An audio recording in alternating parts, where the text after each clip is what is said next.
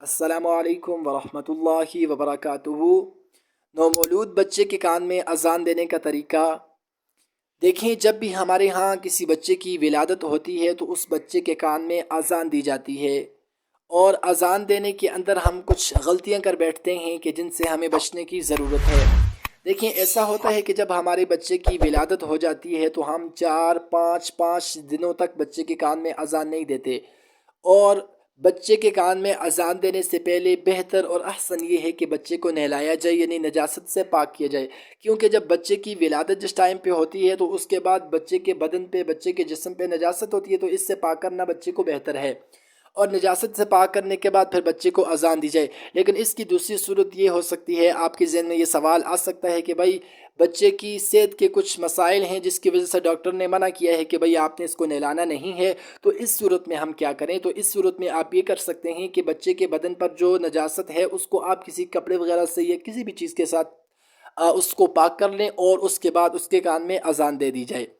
اور اذان دینا یہ اللہ کے رسول سے ثابت ہے۔ آپ علیہ الصلاۃ والسلام نے حضرت حسن اور حضرت حسین رضی اللہ تعالی عنہما کے کان میں خود اذان آپ علیہ الصلاۃ والسلام نے دی، اور حضرت عائشہ فرماتی ہیں کہ آپ علیہ الصلاۃ والسلام کا یہ معمول تھا کہ آپ ہر شان والے کام کو دائیں جانب سے شروع فرماتے، تو یقیناً اذان ایک یہ شان والا کام ہے، تو لہٰذا ہم اذان کو دائیں جانب سے شروع کریں گے۔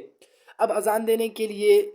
ایک مسنون عمل ہے کہ اذان دینے والا کھڑا ہو کر اذان دے، یعنی جو بھی بندہ اذان کہہ رہا ہو اس کے لیے بہتر یہ ہے کہ وہ کھڑا ہو کر اذان دے، بیٹھ کر اذان نہ دے، کیونکہ کھڑا ہو کر اذان کہنا یہ ادب کا اس میں زیادہ تقاضا ہے، یعنی ادب اس کے اندر زیادہ ہے، کھڑے ہو کر اذان دینی ہے۔ اور اس کے بعد دوسری بات کہ جیسے عام طور پہ اذان دیتے وقت کانوں کے اندر انگلیاں ڈالی جاتی ہیں، تو بچے کو جب بچے کے کان میں جو اذان کہی جاتی ہے تو اس کے لیے بھی کان میں انگلیاں ڈالنا لازمی ہوگی۔ اگر آپ کان کے اندر انگلیاں ڈالتے ہیں تو بہتر ہے، اگر آپ کان کے اندر انگلی نہ بھی ڈالیں تو پھر بھی کوئی مسئلہ نہیں ہے، اس کے بغیر بھی آپ اذان دے سکتے ہیں۔ بچے کو اپنی گود میں بالکل اپنے سامنے ایسے اٹھایا جائے تاکہ بچہ بالکل آپ کے سینے کے سامنے آ جائے، اور آپ نے اذان اتنی اونچی آواز کے ساتھ بھی نہیں دینی کہ بچے کے لیے مسائل ہوں، اور اتنی آواز آپ کی کم بھی نہ ہو کہ پاس بیٹھے لوگ بھی نہ سن سکیں، تو ایک درمیانی آواز کے ساتھ آپ نے اذان دینی ہے بچے کے کان میں۔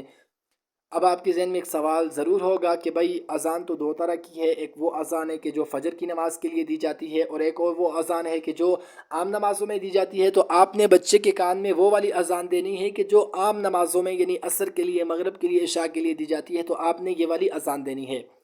اور اس کے بعد پھر اذان آپ نے کھڑے ہو کر دینی ہے، قبلے کی جانب متوجہ ہو کر دینی ہے، اور اذان دینے والا اگر باوضو ہو تو یہ زیادہ احسن اور بہتر عمل ہے۔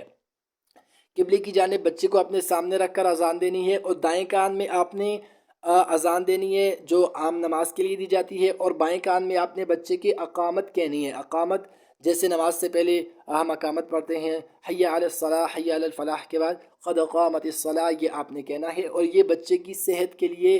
اور اس کی زندگی میں برکات کے لیے ایک احسن عمل ہے، اور اللہ کے رسول سے ثابت ہے، ہماری شریعت کا ایک طریقہ ہے۔ اگر کوئی بندہ ایسا عمل نہیں کرتا تو یہ ایک ناپسندیدہ بات ہے اس کے لیے، کیونکہ جو چیز آپ علیہ الصلاۃ والسلام سے ثابت ہے، اور کتنا اچھا اور کتنا احسن ہے کہ جب آپ کا بچہ اس دنیا میں آتا ہے تو سب سے پہلا کلمہ اس کے کان میں جو پڑتا ہے وہ اللہ کی بلندی اور اللہ کی بڑائی، اور آپ علیہ الصلاۃ والسلام کا نام اس کے کان میں آئے گا، تو یہ آپ کے لیے کتنا بابرکت عمل ہے۔